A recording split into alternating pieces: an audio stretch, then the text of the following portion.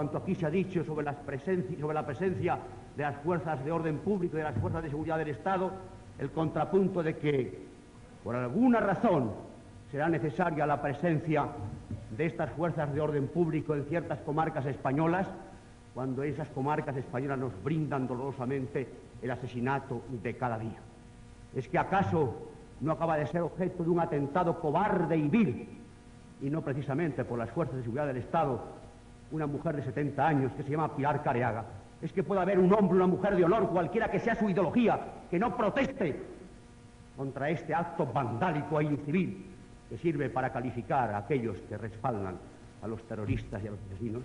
¿Es que no acaba de ser asesinado vilmente un inspector de policía en Vitoria? ¿Es que la delincuencia común no se ha cobrado 2 víctimas nuevas en Tarrasa? Podríamos girar la mirada atrás y decir, realmente este estado de violencia pública no exige la represión, porque antes no se adoptaron las medidas preventivas restableciendo el orden moral en nuestra patria, sin el que es imposible el orden público. Finalmente, no olvidemos que todo el aparato policial antiterrorista, por presiones políticas de distinto género, quedó deshecho en España. Y si esta virulencia del terrorismo se va incrementando y nos lleva a un clima de angustia y de zozobra y hasta de sorpresa para algunos, es precisamente porque esa especialización profesional de quienes estaban dedicados a reprimir el terrorismo, todo ese aparato de seguridad quedó por razones políticas deshecho. Equilibrio social, el paro. Se ha aludido esta mañana en el discurso del señor presidente, se ha aludido al paro, y al paro encubierto por la emigración durante los años de un régimen autoritario. Es posible, pero no es todo.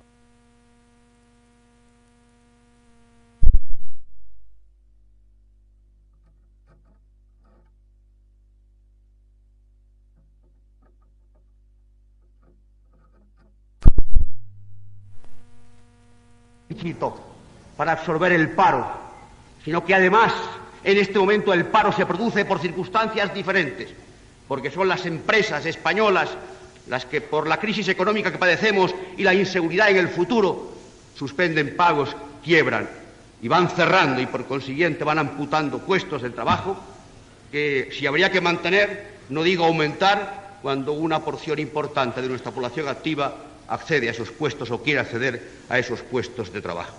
Si a eso se añade la huelga, yo no soy partidario de la huelga, naturalmente, porque mi formación política entiende que un Estado con contenido social debe evitar la huelga, haciendo que sean justas las relaciones entre los factores humanos de la empresa. Pero en un sistema liberal y, por consiguiente, sin nada por la lucha entre el capital y el trabajo, es posible, a fines dialécticos, que se admita la posibilidad de la huelga. Pero de la huelga a la huelga salvaje, de la huelga por la huelga, de la huelga política, de la huelga para arruinar la economía, de la huelga para empobrecer a un pueblo, a ese derecho elemental de la huelga para las reivindicaciones justas de los trabajadores, existe un abismo. Se hablaba de piquetes informativos el otro día en la Cámara. Ojalá no fuesen más que piquetes informativos, porque muchos trabajadores tienen la información en su propia carne por las palizas y las represiones de que fueron objeto por no respetarse su derecho a la libertad de trabajar. Se ha hablado de jubilaciones. Jubilación sí, quizá adelantar los años para la jubilación sea objeto de debate, porque se discute mucho en el mundo actual hasta qué punto es posible que esa jubilación anticipada sea o no sea beneficiosa para la sociedad. Pero jubilación, no lo olvidemos, viene de júbilo y por consiguiente de gozo y alegría. Y no se logra la alegría y el gozo, salvo en una concepción materialista de la vida y de la persona, simplemente con una pensión más o menos holgada para vivir. La persona se llena no con la pensión, sino con el quehacer, con la tranquilidad y conciencia de que está haciendo algo al servicio de la comunidad. Y habría que pensar si a los jubilados que reciben pensiones, aparte de ese monumento económico, no convendría darle un cierto quehacer social para sentirse gozosos y alegres, y no desahuciados por parte de la comunidad que han prestado largos servicios. Se ha hablado del mercado común, pero no con una economía por el suelo. Se ha hablado del mercado común, pero no mendigando y no ofreciendo al pueblo largas y largas bajo un régimen u otro, adhesión e integración en el mercado común, pero dentro de 12 años es posible que empecemos. Digamos la verdad a nuestro pueblo y digámosle que no es la panacea que va a resolver todos los problemas económicos de España. Yo no entro ahora a juzgar filosóficamente un régimen político, pero yo os digo que España alcanzó niveles altos en el mundo económico, se ha dicho repetidamente, incluso por personas no adictas al sistema anterior, que hayamos alcanzado la 9ª o 10ª posición industrial en el mundo y no hayamos entrado en el mercado común. Finalmente, en este orden, habría que hablar del seguro de desempleo. Naturalmente que el seguro de desempleo es una obligación de justicia, pero para el desempleado y nunca para el holgazán. Estaría bueno que de tal forma se invirtiese y tergiversase el seguro de empleo que en vez de atender al necesitado no fuese más que un estímulo para la holgazanería y para la vagancia, como creo que desgraciadamente hoy ocurre en España.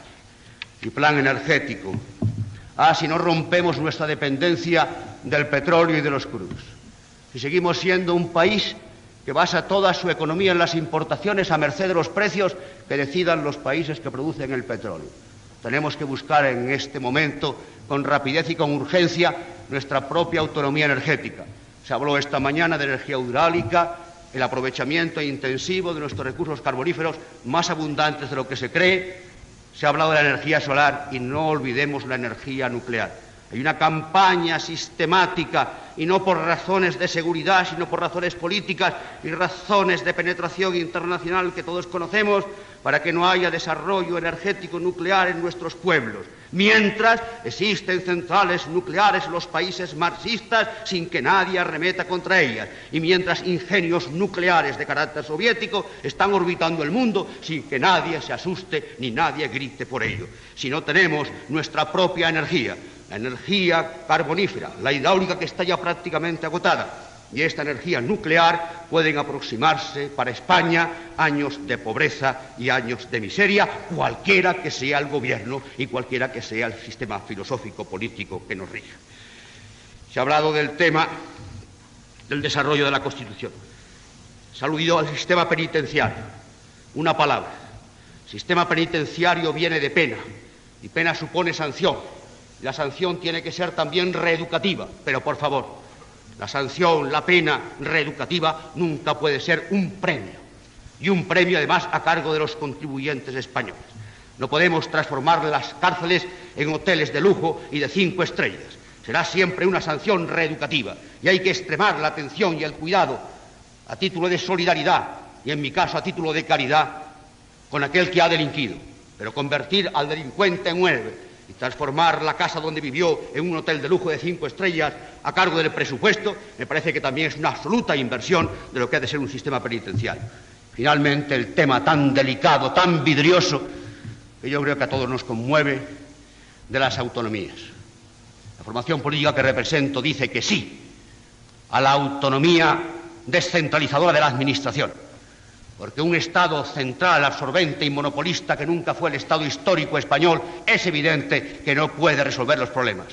La cercanía a los administrados, la urgencia del trámite no puede ser detenida por la burocracia omnímoda y omnipresente de un Estado centralista y central. Pero una cosa es una sola administración descentralizada y ágil, y barata en lo posible y próxima a los ciudadanos, y otra cosa es una autonomía política tal y como reconoce la Constitución española, cuando habla además de nacionalidades. Yo no pondría ningún inconveniente, aunque disintiese del tema, si tuviese el convencimiento pleno de que esa autonomía política venía a refrendar y a consolidar y a fortalecer esa unidad de la patria que tantas veces se proclama. Pero cuando yo he oído en esta Cámara a los representantes de los grupos que patrocinan nacionalidades y autonomías, no he oído jamás hablar de España. He oído hablar siempre, si acaso, del Estado español, con lo cual lo sustantivo se convierte solamente en un adjetivo, algo que califica al Estado, pero que no define ni es el nombre de una nación y de una patria. Yo antes tendría que preguntar, en nombre de la claridad y la transparencia que debe ser propia de los hombres de bien, si cuando hablamos de nacionalidades en la Constitución, algunos están pensando en naciones soberanas e independientes con su propio y personal destino, totalmente distanciado y diferenciado del destino universal de España. Yo quisiera preguntarle si son españoles de nacionalidad o simplemente españoles de ciudadanía, de pasaporte y de documento nacional de identidad, o si por el contrario sienten a España profundamente como algo genesíaco y vitalizante que llevan en su corazón y en sus venas. Porque si no, señor presidente, amigos de esta Cámara, todos nos estaríamos engañando. Hablaríamos de nacionalidades como un eufemismo para no hablar de nación. Estaríamos hablando de los pueblos de España, que ya sé que es una frase no solamente admisible, sino que comparto, sino como forma de enmascarar a pueblos con destinos diferentes. Hablaríamos de Estado español por no hurtar definitivamente la palabra España o la palabra que aluda a lo español de esos términos definitorios y comprensivos. Y yo pregunto, ¿realmente ellos sienten a España como su patria o se sienten patriotas de una nación distinta y admiten como fórmula transitoria y temporal los puros tenues lazos administrativos de un Estado español que no tendría comunidad a que servir? Este es el problema básico que por desgracia tenemos planteado, y que conste que no comparto la tesis de que el problema de los nacionalismos y los independentismos y los autodeterminismos, porque se buscan toda clase de palabras para enmascarar posturas que son en el fondo idénticas, no surgen en periodos de libertad, no, surgen en periodos de crisis, de debilidad y de decadencia.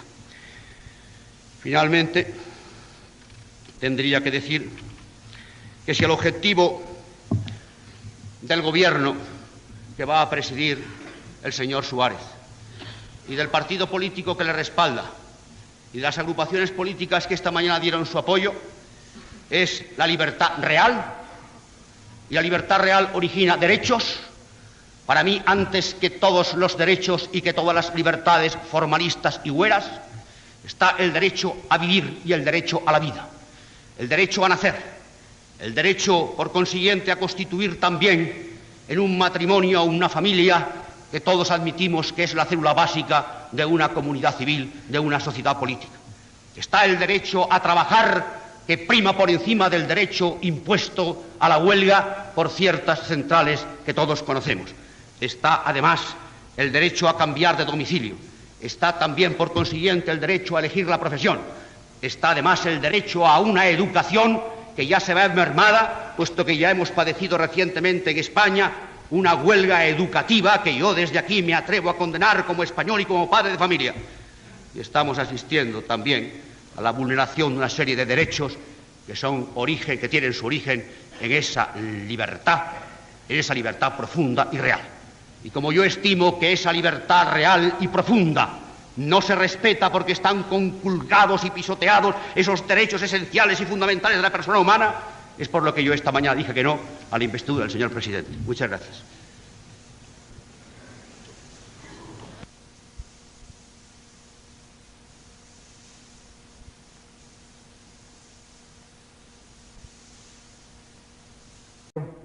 Quedó deshecho en España. Y si esta virulencia del terrorismo se va incrementando y nos lleva a un clima de angustia y de zozobra y hasta de sorpresa para algunos, es precisamente porque esa especialización profesional de quienes estaban dedicados a reprimir el terrorismo, todo ese aparato de seguridad quedó por razones políticas deshecho. Equilibrio social. Y no precisamente por las fuerzas de seguridad del Estado, una mujer de 70 años que se llama Pilar Careaga. Es que pueda haber un hombre, una mujer de honor, cualquiera que sea su ideología, que no proteste contra este acto vandálico e incivil que sirve para calificar a aquellos que respaldan a los terroristas y a los asesinos. Es que no acaba de ser asesinado vilmente un inspector de policía en Vitoria. Es que la delincuencia común no se ha cobrado 2 víctimas nuevas en cuanto aquí se ha dicho sobre la presencia de las fuerzas de orden público y de las fuerzas de seguridad del Estado, el contrapunto de que, por alguna razón, será necesaria la presencia de estas fuerzas de orden público en ciertas comarcas españolas, cuando esas comarcas españolas nos brindan dolorosamente el asesinato de cada día. ¿Es que acaso no acaba de ser objeto de un atentado cobarde y vil el paro? Se ha aludido esta mañana en el discurso del señor presidente, se ha aludido al paro, y al paro encubierto por la emigración durante los años de un régimen autoritario. Es posible, pero no es todo.